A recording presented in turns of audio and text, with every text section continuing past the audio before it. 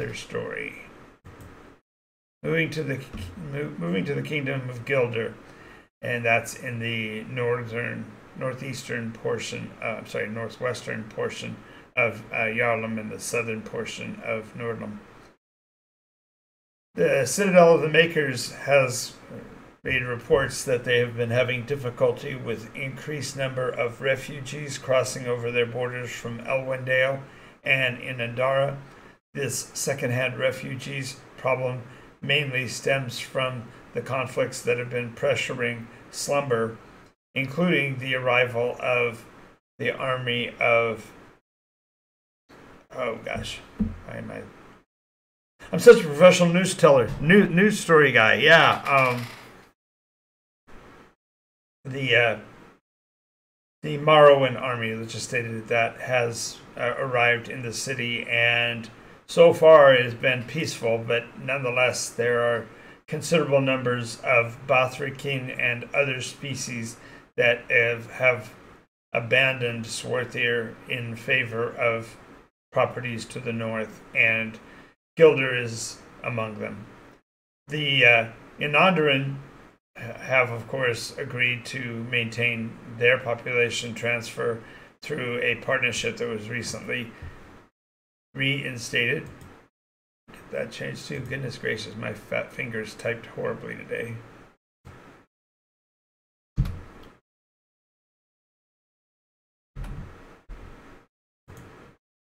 And this process has, of course, caused there to be some stress between the two kingdoms. But with the partnership now reinstated, the Gildarians are now fairly certain that they can maintain control if they can coordinate with Elwendale to prevent too much of an overflow.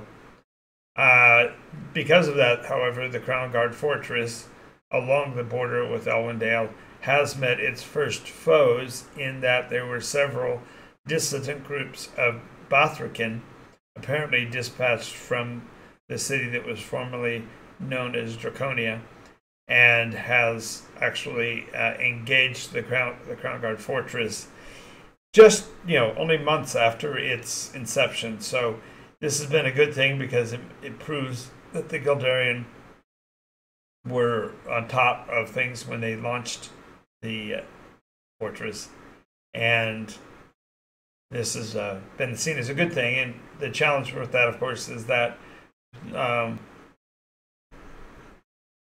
that there's an expenditure involved with the Crown Guard. There is a footprint, and there is an army to maintain, and that all, of course, costs money. Now, for this reason, Regent Valan himself, just recently established as the formal leader of Gilder, has led the first, or is beginning the launch of the first Eldermere hunt into what was the area known as Dragonbone Pass in the past, and has not been yet reclaimed. And so those who might be interested in becoming part of the clearing of the Eldermere might want to reach out to Regent Valan and get more information about that. Now, in the vacuum, since the recent passing of the king of Gilder, a transplanted religion has stepped in, providing soldiery through the Cordian Knights to maintain the peace in areas where there was conflict. And so far, this has not led to any bloodshed, but the Cordian Knights, being largely made up of Golian and other species that are not directly associated with the injunction, has put some bit of a dire light on the future of the realm. So watch out for that as well. Now, of particular note, Astermount Observatory claims to have observed strange lights in the last few nights, and this portends well for the possible first sign of the iteration. Now, there have been several rumors, including the rediscovery of the land of Nyx far to the west. There have been several claims of advancements along the idea of the iterational timeline, but the first true sign of the iteration will, of course, be the arrival of the candle. And so there are people at the observatory, although they have not yet confirmed it, are suggesting that certain strange lights have been visible from the observatory. And for more information on that, we will be talking in the next few weeks or so with some of the individuals from the observatory about what that possibility might look like. Without much surprise, in the shadow of the recent Highland Games, the people of Jadaroon, the gnomes of Jadaroon, have once again raised their relatively annual claims of sovereignty demands, and as such, there may be a new movement for this, as Regent Valan does have a radically different positioning than the former King of Gilder did. This, of course, has some long-term ramifications, as they are one of the few remaining Fey realm access points, and if they do decide to exert their sovereignty, prices and such on Eldrin made goods and Fey realm resources may be hindered. So we'll keep you informed with that.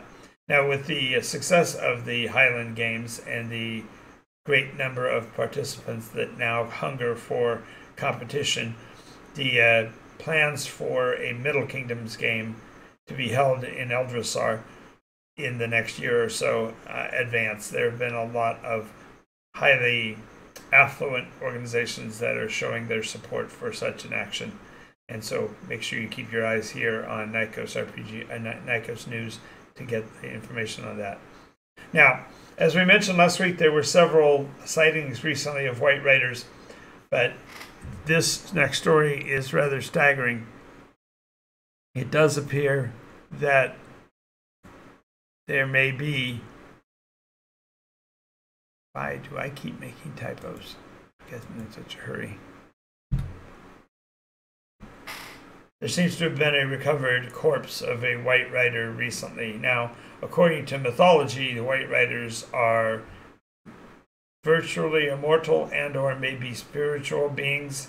There has not been any direct connection between them and mortal beings or other surface creatures, although they have been accused of several rather strident murders of the past. But if this is true, if there is a white rider that has died and we have access to, Nykos News will bring you the newest information on that. So keep your eyes peeled to NycosRPG for more information. Going forward through the Nykos Nightly News, as you may recall, we do broadcast every night at 11 p.m. and will be continuing to do so going forward.